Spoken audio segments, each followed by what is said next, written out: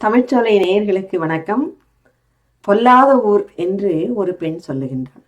பொல்லாத ஊர்னு எதை சொல்றா அப்படின்னு பார்த்தா, தான் வாழ்கின்ற ஊரைத்தான் சொல்லுகின்றாள். ஏன் சொல்லுகின்றாள் என்று பார்த்தால், அவங்கெல்லாம் அந்த ஊர்ல இருக்கவங்கெல்லாம் வம்பு பேசுறாங்களாம். சரி, எதுக்கு வம்பு பேசுறாங்க அப்படின்னு பார்த்தாக்கா, தலைவன் இவளை விட்டு பிரிந்து சென்றதற்காக வம்பு பேசுகிறார்களாம்.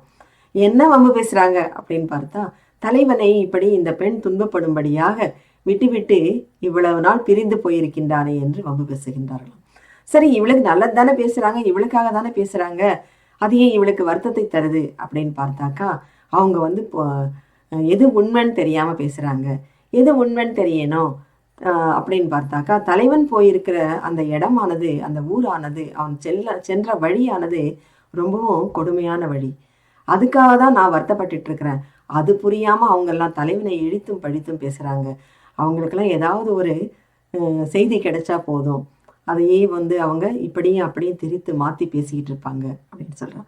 சரி, யார்கிட்ட பொல்லாதவர்னு சொல்கிறான்னு பார்த்தா, தன் மனதுக்கு பிடித்த, தன் மனதுக்கு மிகவும் நெருங்கிய, தனக்கு எப்போதும் உறுதுணையாக இருக்கின்ற தோழியிடம் சொல்லுகின்றாள். சரி, இந்த பாடல் எங்கே இருக்குது அப்படின்னு பார்த்தா குறுந்தொகையில் இருக்குது. குறுந்தொகையினுடைய 12வது பாடல். யார் பாடியது என்று பார்த்தால் ஓதலாந்தையார் என்கின்ற புலவர் பாடியிருக்கின்றார். தலைவி தான் இந்த கூற்றை சொல்லுகின்றாள். சரி, பாடலை நாம் பார்ப்போமா? எறும்பி அலையின் குறும்பல் சுனைய உலைக்கல்லன்ன பாறை ஏறி கொடுவில் எயினர் பகழி மாய்க்கும் கவலைத்து என்ப அவர் சென்ற ஆறே. அது மற்ற அவலங்கொள்ளாது நொதுமல் கழரும் இவ்வழுங்கல் ஊரே. அதாவது, தலைவன் பிரிந்திருக்கின்றான் என்று பிரிவாற்றாமையால் அவன் பிரிவுக்காக நான் வருந்துவதை விடவும், அவன் சென்ற வழி ரொம்பவும் கொடுமையான வழி, அதுக்காக தான் நான் வருத்தப்படுறேன். எப்படி கொடுமையான வழினா, பாலை நிலத்தின் வழியாக கடந்து சென்றிருக்கின்றான். அங்கே தண்ணீர் கிடைப்பதே கஷ்டம்.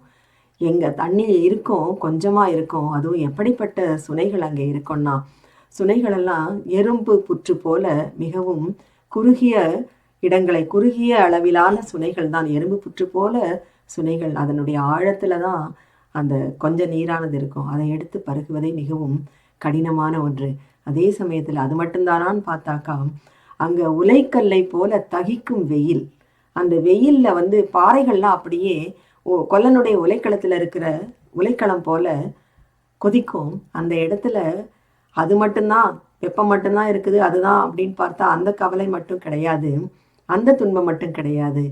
அந்த பாறைகளிலே எயினர், கொடுவில் எயினர்கள், கொடிய வில்லை ஏந்தி இருக்கின்ற எயினர்கள் எல்லாம், பாலைத்திணையை சார்ந்த அந்த மக்கள் எல்லாம், அந்த ஆடவர்கள் எல்லாம் தங்களுடைய பகழியை தேய்த்து கொண்டிருப்பார்கள், கூர்த்தீட்டி கொண்டிருப்பார்கள், அம்பையெல்லாம் கூர்த்தீட்டி கொண்டிருப்பார்கள். அவங்களுடைய வேலை என்னன்னு பார்த்தா, அந்த வழியாக கடந்து செல்கின்றவர்களை எல்லாம் கொன்று, அவர்களை தாக்கி, அவர்களிடம் இருக்கின்ற பொருட்களை எல்லாம் பறித்து கொள்வது. இப்படிப்பட்ட ஒரு கடினமான, ஒரு சிரமமான, ஒரு துன்பமான வழியிலே தலைவன் பயணப்பட்டிருக்கின்றானே என்றுதான் நான் வருந்துகின்றேன். ஆனால் என்னுடைய வருத்தமே புரிந்து கொள்ளாமல் தலைவனை பற்றி அவதூறாக பேசுகின்றார்கள். எப்பவும் பொருள்தான் தேவை, பொருள்தான் முக்கியம் சொல்லிட்டு இவளை விட்டு பிரிந்து சென்றிருக்கின்றான் என்று உண்மை தெரியாமல் இந்த வம்பை பேசிக்கொண்டிருக்கின்றார்கள் ஊர் மக்கள் எல்லாம். அதற்காகத்தான் தோழி நான் கவலைப்படுகின்றேன். இவர்களையெல்லாம் எப்படி மாற்ற முடியும் என்று இந்த பொல்லாத ஊரை பற்றி தன்னுடைய தோழியிடம் சொல்லுகின்றாள் தலைவி. என்ன நேயர்களே, நாளைக்கு நாம் வேறொரு அற்புதமான பாடலோடு சந்திப்போம்.